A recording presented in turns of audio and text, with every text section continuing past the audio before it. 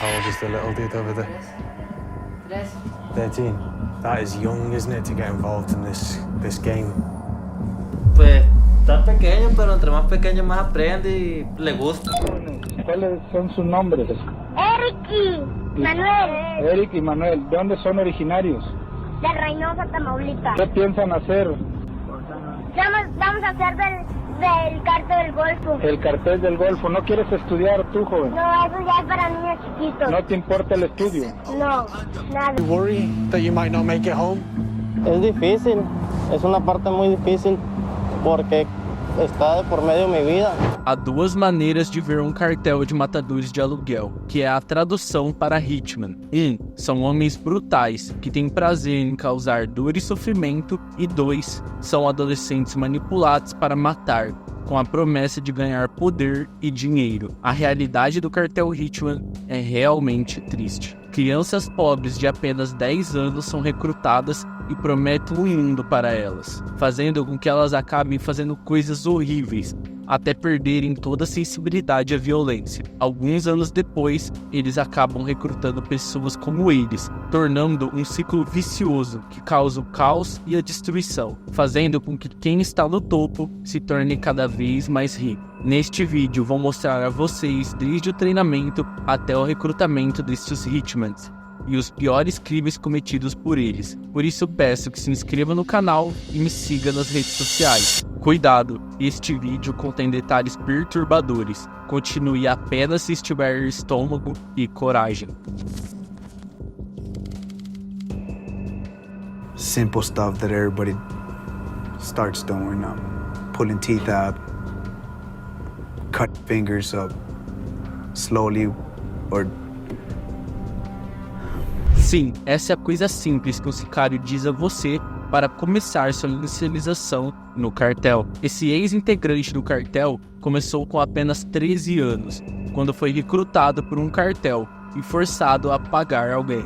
going on 13 years old the first time I took a life. It's just one day, got invited to Mexico. I didn't know what was going on at first. And I see about 6 people kneeling down. Then the individual, the person in charge, they start laughing, and I think they saw that scared, panicked look in my face and asked me if I had ever killed somebody.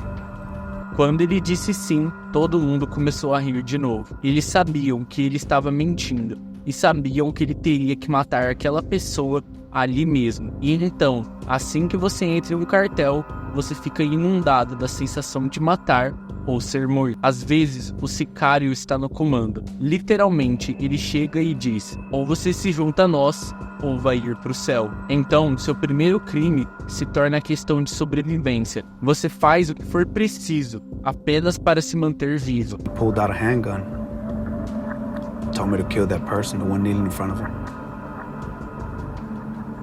And I just shot him. And he said he was putting me on his payroll. Quando se junta a um exército, você é treinado apenas para fazer o que mandarem, e muitos deles acabam mortos ou na prisão, sendo a maioria deles adolescentes, assustados e sem treinamento, que temem pelas suas vidas. You don't practice with paper targets. It's a constant war zone. You practice with live targets. The people we were using as targets were rival cartel members.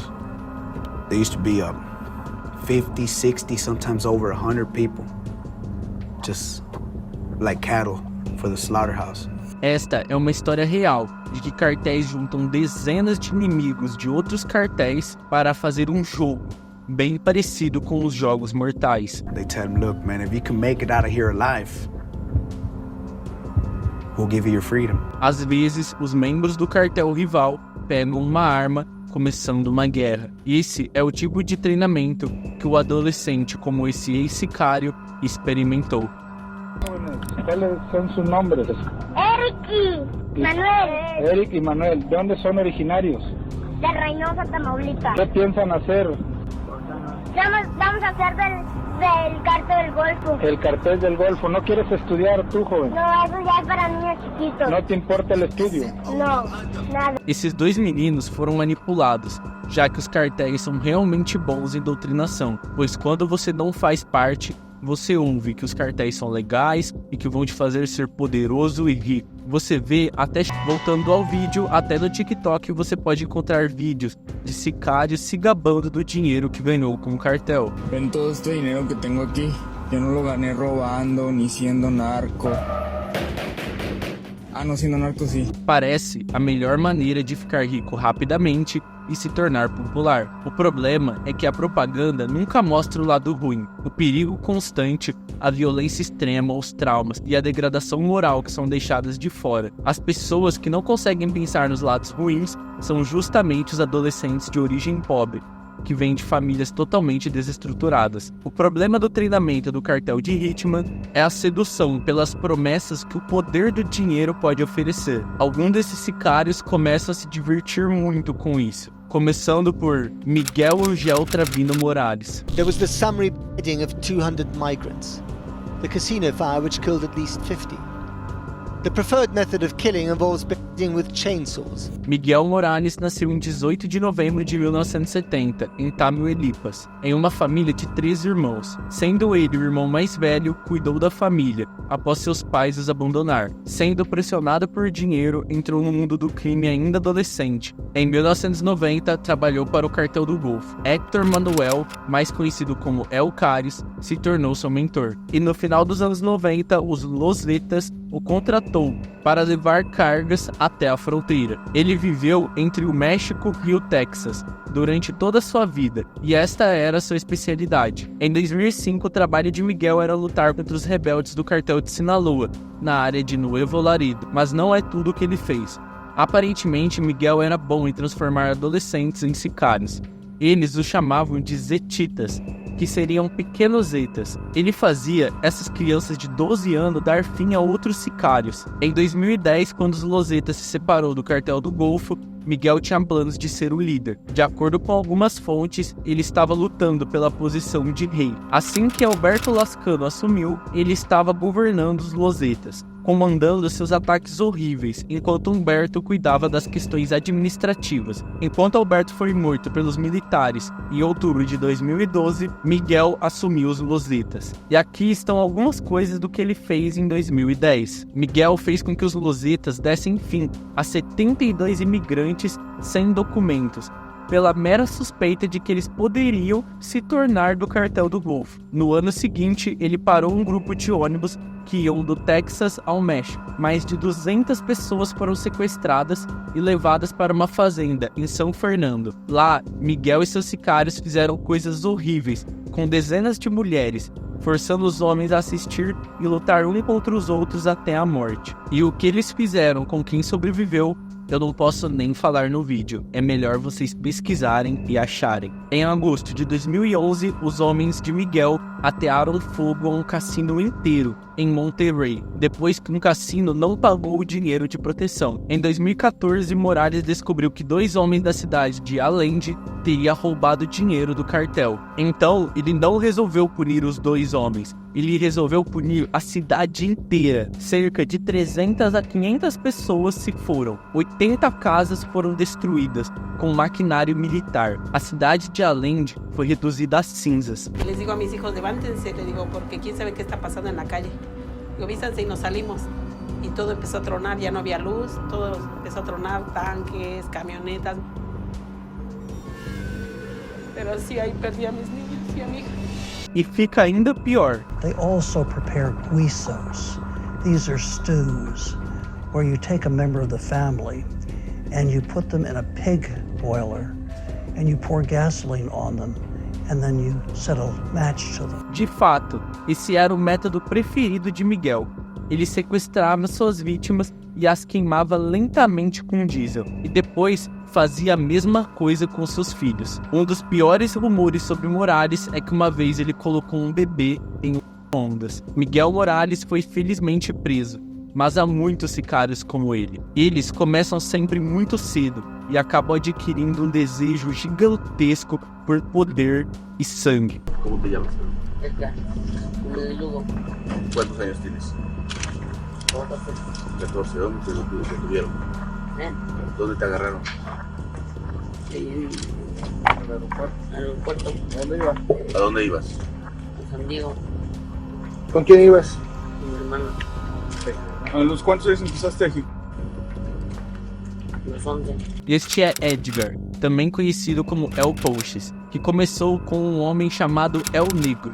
¿Tú eres el que sales en el video golpeando a un sujeto que está colgado en una casa? Sí, ¿Quién te daba órdenes de golpes de negro. El Negro tinha uma outra técnica especial de treinamento para seus jovens soldados. ¿Te drogabas? Me drogaba en negro ¿Te drogaba el negro? ¿Desde cuándo te drogaba el negro? desde los 12. Sim, ele manteve Edgar calmo enquanto ordenava que ele torturasse e matasse. ¿Y el Radilla qué es lo que te decía para convencerte de que mataras? Más me drogaba, no sabía lo que hacía. ¿Te drogaba con qué? ¿Con marihuana o cocaína? Ele parece tão inocente, mas todas as coisas que ele fez o mudou, fazendo com que ele nem tivesse medo das consequências durante sua prisão. ¿Tienes miedo? ¿Qué? ¿Tú tienes miedo? No, ¿No tienes miedo? ¿Sabes lo que va a pasar? sí, ¿Cuántos ejecutan? 4. ¿Cómo los ejecutan? ¿Eh? ¿Cómo los ejecutan? Los de hoy. Pois muitos jovens sicários como Edgar acabam na prisão, ou mortos por cartéis rivais ou pela polícia. Allá sembramos mota, sembramos sofia. Y otro negocio que no queremos que vea la gente ni el gobierno. Do the police ever come by here, you know?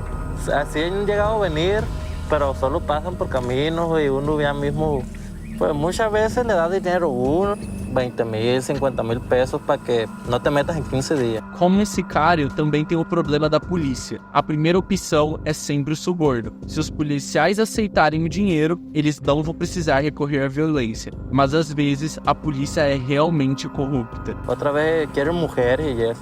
So the police come here and you bribe them with women. Es lo que piden y es lo que le damos. Si ellos vienen en buen plan, pues nosotros en buen plan, nosotros cooperamos con ellos. Y si ellos vienen en modo agresivo contra nosotros, pues nosotros nomás repelemos la agresión.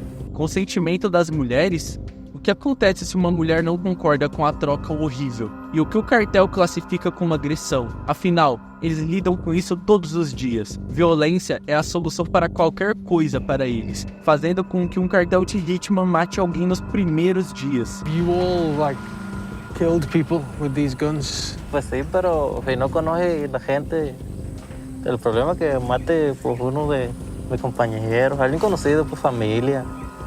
Pero yo supongo que si no lo conoce uno no siente nada. Another human being, does that ever weigh on the conscience? You know, you think about it.